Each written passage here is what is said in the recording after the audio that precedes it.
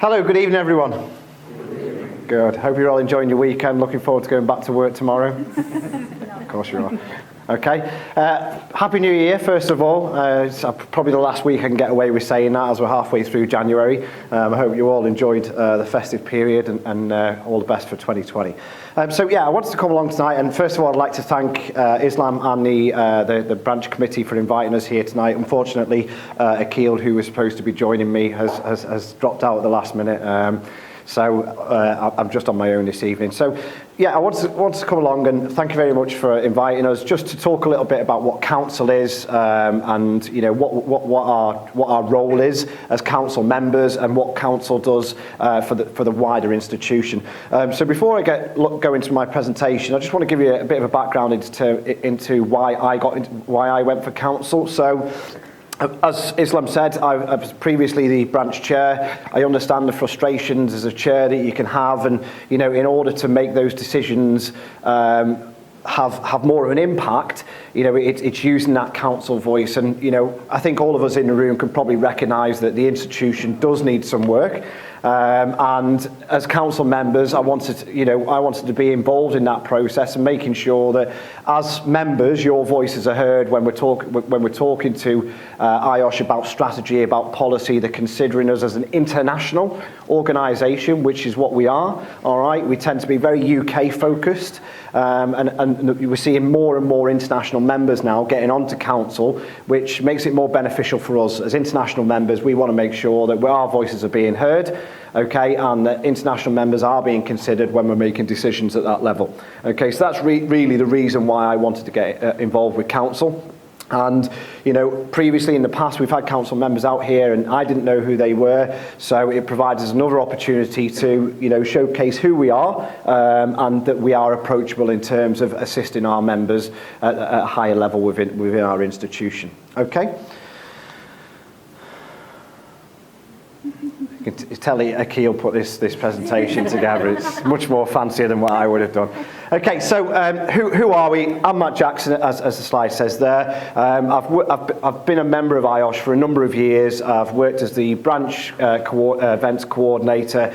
I was a chair for 2 or 3 years, I can't exactly remember, until I stood down last year. Okay, and I'm also a member of the IOSH consultancy committee group as well, as an executive committee member, as well as being a council member. So I've been an active member for a number of years. You know, I've got a lot back from it, as well as giving a lot back into what we do as an institution.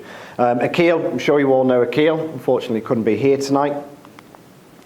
So the governance structure of IOSH, so the way it's set up, we've got the board of trustees who are ultimately the decision makers from a member representative perspective. Okay, it's important to differentiate the difference between members' opinions and decisions that are made within IOSH and operational decisions. So operational decisions are staff members of IOSH, okay, and they drive the organisation in the direction that it needs to go in from an operational perspective. We also have the presidential team, okay, which are ambassadors of the institution. I'm sure a lot of you have met Jimmy Quinn, okay, who's now the vice president, president-elect, should I say. Again, who was someone from our region who went into the presidential team. He's an ambassador of the institution who's going around. I think he went to Asia, did some presentations over there. And he was, you know, he's part and parcel of being an ambassador and promoting the brand of IOSH worldwide. And then we have the IOSH Council. So it's 36 members in total, I think. The next slide will tell me. And that's representation of the members, and we are elected to council by you. So those of you in the room who voted for me, thank you very much for that. I'm relatively new to the IOSH Council process, so I'm still finding my feet a fair bit. I've got my induction, which is in February, but I've had a council buddy who's been giving me an insight of how council works, who the movers and shakers are on council, and how we play a key role within the institution itself. So, apologies for the link I've put in here, because I did try getting this video from YouTube, but it doesn't appear to be on there. This is part of an induction package that we're sent as IOSH Council members, and I wanted to include it in the presentation tonight because I do think a picture speaks 1,000 words, and it gives a general oversight of what we do as council and why council was formed. Okay, so I have to Play around a little bit here.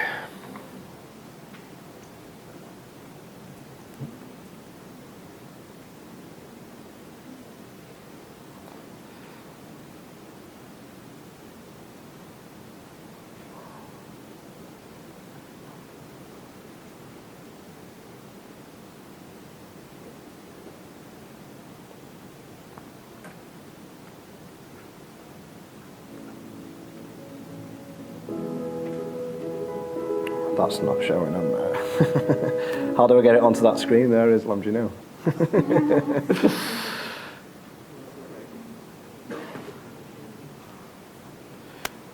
Right, and then need to end the presentation.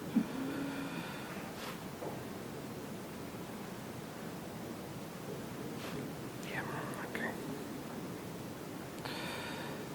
Which can facilitate that process on their behalf. In an organisation like IOSH, that entity is the Board of Trustees.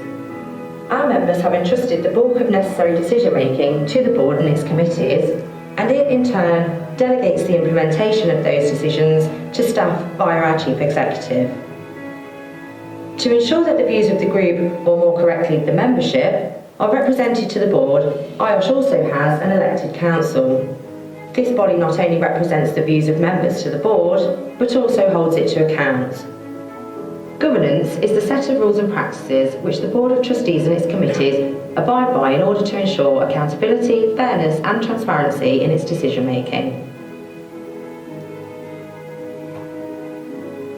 Good governance is the existence of a robust and reliable system which allows for confident and timely decisions to be made by the appropriate decision-maker.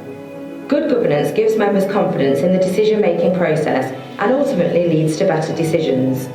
It builds trust and respect between members and elected or appointed leaders, such as Council and the Board of Trustees, and it also ensures that decision-making is legitimate and proper.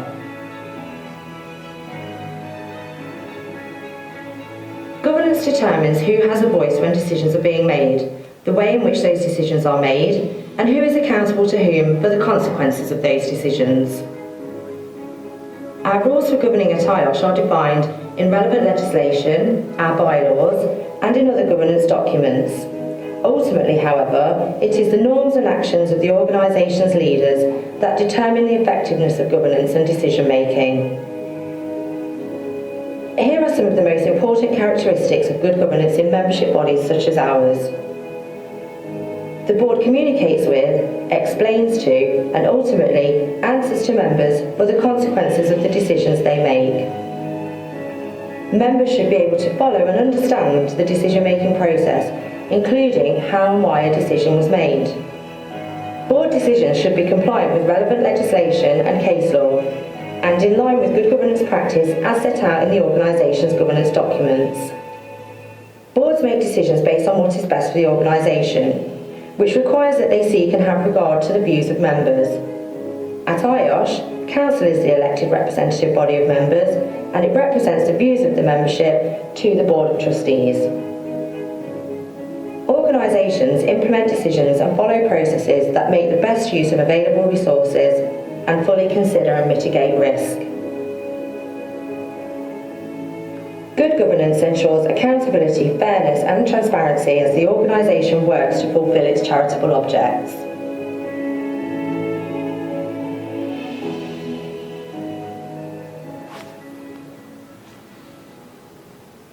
Okay, so that video did a better job of explaining what we do than what I did really, didn't it? So, but I thought it was important to show that video because, I mean, like I said, we were sent this as part of our induction package as council members, and I do think it adds a lot of value in terms of explaining what we do and how we hold the Board of Trustees to account and the governance that we have within the institution. So, like I said, I am fairly new to the process. I am learning what we do as council more and more, but, you know, in a snapshot, that tells you exactly what we do. So, IOSH Council, as I said, it's made up of 36 members, and that consists of both corporate and non-corporate. So when we say corporate and non-corporate, that means chartered members and non-chartered members. It's chaired by the IOSH president, and it meets at least twice a year. Unfortunately, I wasn't able to make the last council meeting as my wife was due to give birth, and if I'd have missed that, I probably would have been single. Okay. So, Our role is to champion and represent the views of members and the board of trustees and elect the board of trustees as well. Okay, so we've got quite an important role to play. And like I said, there's a lot around the governance factor and making sure that the board of trustees are making the decisions that comply with both law and our bylaws that we have within the institution itself. So, I mean, what we want to know is, particularly myself and Nikhil, is how we can better support our members. And I know some of you might have some ideas tonight, but also you can go away, think about that, come back to us, feed it through Islam, feed it through the branch committee. At the end of the day, we understand that the institution does need to change, okay? And I want to assist our members in taking that voice to council and making sure that when we are making these decisions, we're making decisions for the best of our members. Like I said, I've been in a position of chair. I understand the frustrations that you can have at times, okay? And one of the objectives that I want to achieve is working with the branch chairs, where we're setting up a quarterly call with the Oman branch, with the UAE branch, with the Qatar branch, okay? And understanding what those frustrations are. And like I said, it's important to differentiate operational issues because we can't fix that. But what we can do is point chairs in the right direction to the people within IOSH who can assist and make sure that those operational issues are addressed. Okay, so it's having that bit more of an impact as a council member, so we can push that and say, you know, this really needs to be rectified. And if we can't, then we take it to the council meeting. We say, listen, we've got a problem here. Okay, how can we address this for the better of our members? So, like I said, you may not have any concerns right now. If you don't, push them through the branch committee. I'm going to be hanging around for the break. If you want to come and have a chat to me over there, there's also my contact details are available on this presentation. The presentations are shared, I assume. Yep, so the presentation will be shared. Feel free to reach out to me. You can give me a call. You can drop me an email, whatever you're comfortable with. All right, we want to hear from you. We want to hear how we can better support you as council members and support you as members. So how can you reach us? That's mine and Akhil's contact details, email and phone. As I said, we are approachable. Reach out to us. If you want to pick up the phone, give us a call. Happy to do that. If you want to exchange emails, we're also happy to do that as well. Lots of phones going up. The slides will be shared. Okay. Any questions?